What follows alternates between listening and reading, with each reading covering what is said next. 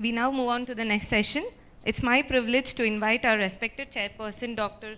S. Raju, consulting in family physician since 1982, past president in FPA for 4 years, held various paths in other organizations, keen in hypertension and diabetes management, and Dr. Kiran Nidagundi, consultant physician and at Diabetes, Shubham Diabetes Center, Bengaluru. It's an honor to have you, sir.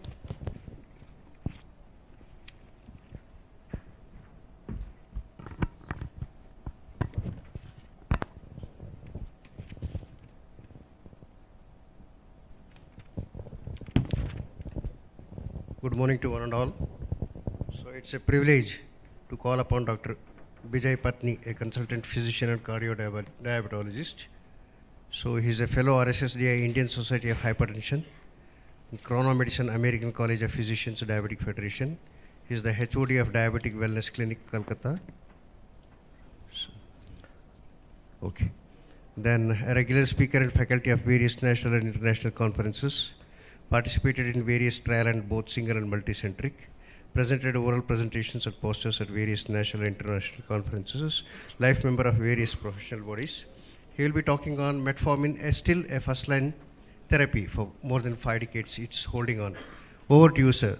Good morning, and thank you, Chairperson, for a kind introduction.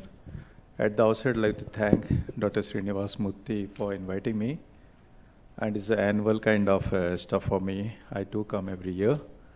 And thank you once again for inviting me to this 2026 IELTS Academic Conclave. So my topic is metformin in today's era. Whether it's still first-line therapy, yeah, we have undergone a sea change, and that's what we are going to discuss.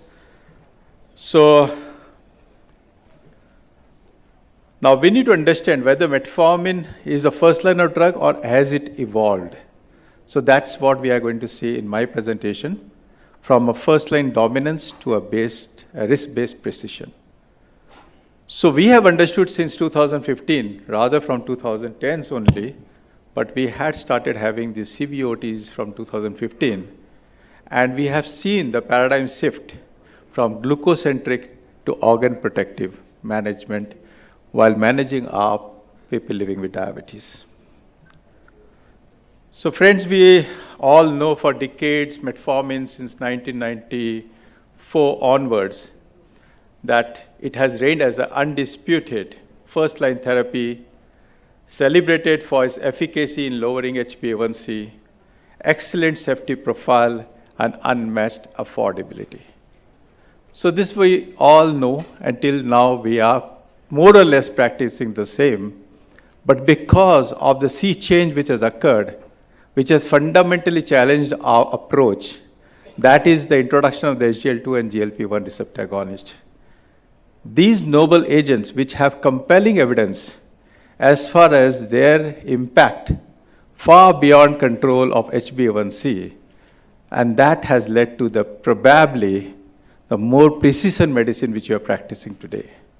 So the critical question of 2026 is, should metformin remain the first line for all domain patients, or should treatment be personalized based on cardio, renal, and vascular risk? So we all are aware of this fantastic study, probably we all adhere to, or probably we all refer to. That's the UKPDS and its legacy. It's a landmark RCT which was published in Lancet 1998. And a good amount of patients of newly diagnosed type 2 diabetes were put on intensive metformin therapy vis-a-vis the conventional dietary management. And what we saw was a transformative element as far as this particular study led to, that demonstrated that early glucose control with metformin could profoundly impact the long-term outcome and beyond just managing blood sugars. So it showed a huge reduction in diabetes-related endpoints, diabetes-related mortality, and all-cause mortality. Thereafter, it was studied for post-trial analysis till 2017. So he had about 20 plus years of protection, which we saw with metformin. It actually led to creating lasting benefits, this early metformin intervention. So it's definitely demonstrated that early metformin treatment provides sustained cardiovascular benefits long after the initial study period ended. So it had persistent risk reduction, sustained benefits beyond HbA1c. It also altered the disease trajectory that led to whatever we know about natural history of disease progression. And then it also showed there was long-term value that if you introduce it early and intensively manage the diabetes early on, probably the complication profile goes down. So that is what UK PDS, along with this legacy effect, showed us. So we all were very comfortable, the FDA approved, everyone was using it. But what happened in 2015? 2015 came with the EMPIRE-X study, a key breakthrough trial which probably gave us an idea that a molecule of SGLT2 inhibitors can have a sustained impact on protection, particularly cardiovascular and renal protection. So that changed the whole scenario. So you had 2016 EMPIRE-X, 2018 you had the leader, and followed by SUSTAIN, and now we have enough of studies following that, which clearly showed the GLP-1s and the SGLT2 inhibitors have actually made a paradigm shift as far as management of patients living with diabetes is concerned. So you are now recognizing that probably organ protection is more important than just about blood glucose control. The first time in the diabetes history, we have medication that don't just lower the blood sugar, they actively protect the heart and kidneys. So the approach has changed since 2015. And probably all the guidance, etc., started coming in from 2018 onwards only. And 2023 was a landmark where clearly the ACC showed that even without metformin, you can introduce this molecule as the first line, these molecules as the first line management tool in managing your diabetes. Now this was a meta-analysis which was done, and the results of 11 major RCTs was taken into consideration, looking into the population of more than 1,20,000, and the MACE was the primary endpoint, and it did show that benefits are independent of the baseline metformin therapy. So what they tried to show, whether it's GLP inhibitor, GLP, or the combination of those, the cardiovascular benefits of protection was huge. And it occurred regardless of the patients taking metformin, so thereby challenging the traditional sequential approach to our therapy. Now let's look at 2016. We have two guidelines, along with the ACE guideline, which has come recently. Now we have the ADA 2026 standard of care, and we have the recently published NICE 2026 guidelines. Now there has been a huge change, but still these two guidelines have divergent path. What ADA 2026 says, that metformin is a default first-line therapy for most patients, but not mandatory, because before other agents in high-risk patients. So it's default first-line, but not mandatory. If you have a high risk of CVD or high-risk CV or established CVD, then probably early SGLT inhibitor and GLP-1 receptor is advocated. Risk-based approach with metformin as a cornerstone and cost-effectiveness consideration is emphasized. Now just look at what NICE guideline has said. It says straight away that organ protection is the key. So you start with a dual therapy as standard initial treatment. So you start with SGLT inhibitor or GLP-1 receptor agonist plus metformin from the outset. So not a single drug, but now the change is that you have to go for a multi-drug right from the day one. So organ protection prioritized over glucose control and bypasses traditional monotherapy phase. So that's clear-cut guidelines in 2026. ACE more or less following what the ADA said, And ACE 2026 just recently concluded, probably is speaking in the same line as ADA 2026. But then we are different. We all are aware of the fact. What's the Indian context? What does our guidelines say? Now, why metformin matters more in India? India has a big population of type 2 diabetes and more of pre-diabetes. South Asian developed type 2 diabetes at lower BMI and a younger age. High proportion of them are having insulin resistance phenotype. So probably metformin is considered also for that. And then obviously because we're spending out of pocket, so probably cost is also relevant. Extended release metformin significantly reduced GI side effects, so that aspect is also probably taken care of. We have a lot of generic versions equally and almost equal to the impact with the innovator. And what does the RSSDI 2025 guidelines says? Metformin is still retained as the preferred initial therapy for most newly diagnosed type 2 diabetes, unless contraindicated. You have early initiation of SGLT2 and GLP-1 receptor wherever you have the risk factors. In established ACVD, heart failure, CKD. Fixed dose combination of metformin and SGLT2 in dose to improve the adherence and reduce pill burden. Access the barrier acknowledge whether the SGLT2 and GLP, because they are no more of a challenge now, because it's available at the Indian price.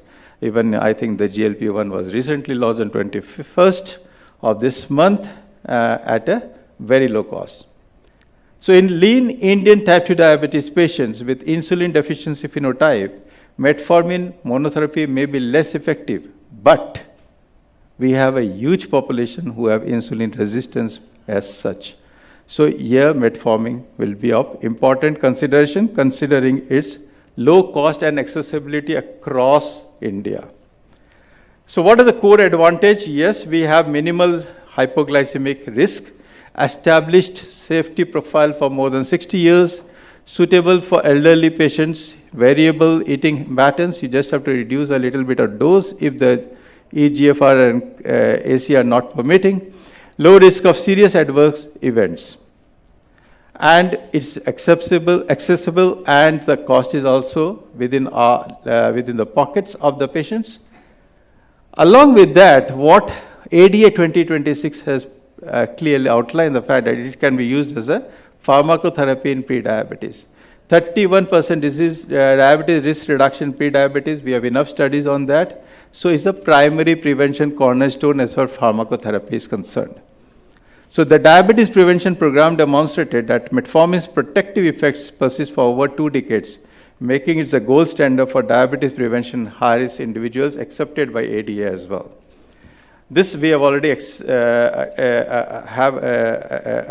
already said about it, and now we all are aware of the fact that even if metformin costs less, the advantage of GLP-1 receptor and the SGL2 is manifold. Frankly, to be clearly as far because the organ protection is the one which these 2 particular molecules take care of. So understanding the advantages, now let's look at the clinical limitation of metformin. The first thing in this era where we are trying to target the diabesity, probably the weight loss is not very well seen with metformin. Renal function restriction still is what we know about it. There could be some risk, though it's rare, of metformin associated lactic acidosis, a lower EGFR. And then the most important is we don't have any modern cardiovascular evidence. All the studies which are being done as for CVOT trial, which is done now, are on the baseline treatment of metformin, but then we don't have a head-to-head trial. So while newer agents have proven cardiovascular protection, metformin lacks this evidence presently. Now, if you look at MALA, that is the metformin-associated lactic acidosis, one thing is for sure that we have this traditional contraindication of EGFR less than 30, and also risk-benefit analysis favors continued use in 30 to 45 because the recent cohort studies have showed that the discontinuing metformin in mild to moderate CKD may increase the cardiovascular renal events more. So this is extremely important. If you discontinue the drug at mild to moderate eGFR, probably you will having more of cardiovascular events than to continuing. Now this is the evidence gap, that is a direct comparison with the newer molecules and the metformin, and this is what is the critical challenge. Now we need to understand whether the metformin really can have any kind of cardiovascular outcome which could be relevant or which could be at par with SGLT2 inhibitors and GLP. We don't have a direct comparison, so this is lacking. Now probably we have to look into that as well. Now current decisions, whatever we are making, are only based on the indirect evidence and expert consensus. So though we are looking forward to a direct comparison as such. So if you can risk stratify your patient and can individualize or personalize the therapy, probably you can put every molecule which is available for management in a proper perspective. So if you have a newly diagnosed type 2 diabetes, and then you have to evaluate the CV and the renal risk. Once you evaluate that, if the patient is at a high risk, then you straight away put the molecules which have immediate organ protection benefits.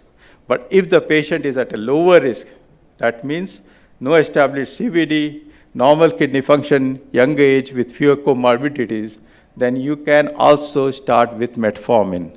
That is the way to move forward. And this is the 2026 treatment algorithm. What I said is the same kind of plan which we have, where you can put the right kind of molecule for personalized therapy. So you have a newly diagnosed type 2 diabetes. If the patient is high cardiovascular risk present, then you straight away go to SGLT2 inhibitors and then add metformin if tolerated, if the patient requires further HbA1c reduction.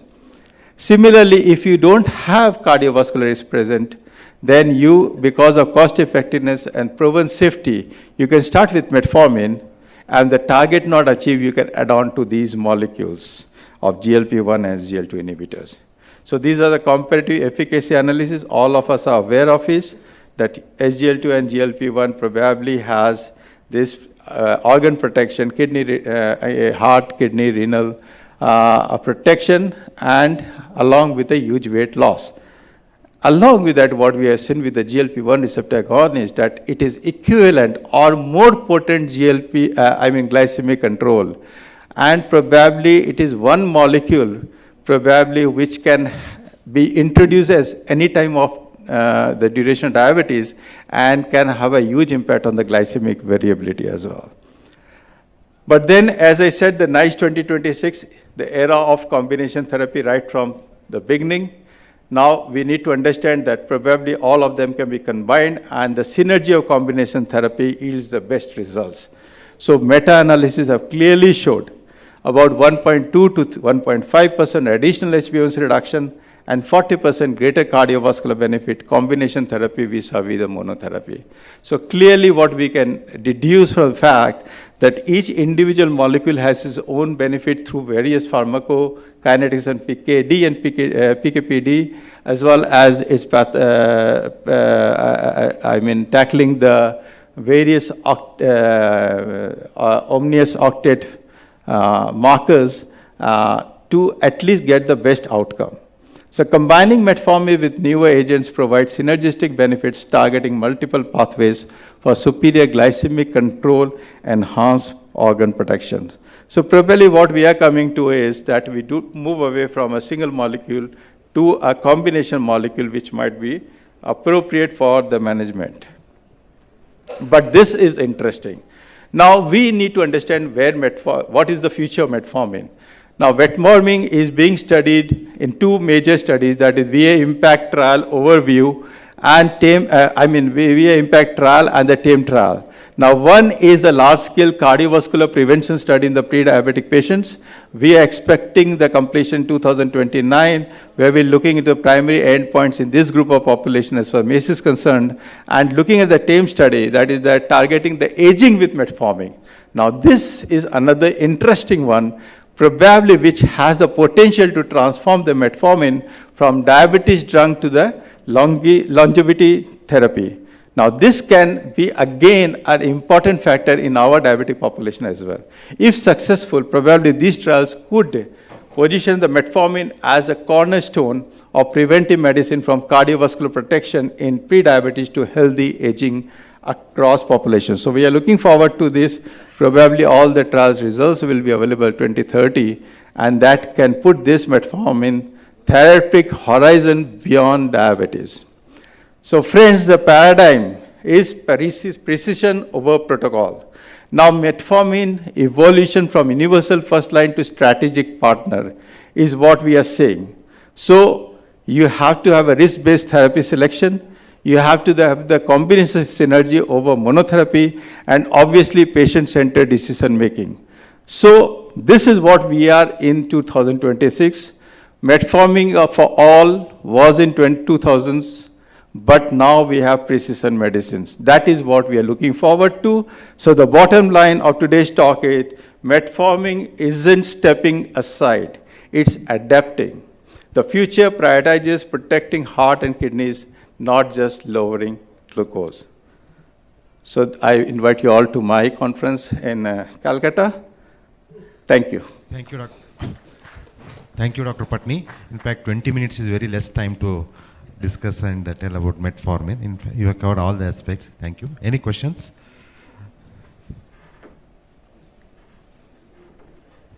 If no questions, we can. Thank you. Thank you. Thank you. Session. Thank you. Give a warm round of applause. Thank you, Chairperson and Speaker, for that thought-provoking session. I request you to kindly proceed to the selfie stand for a photograph with the memento.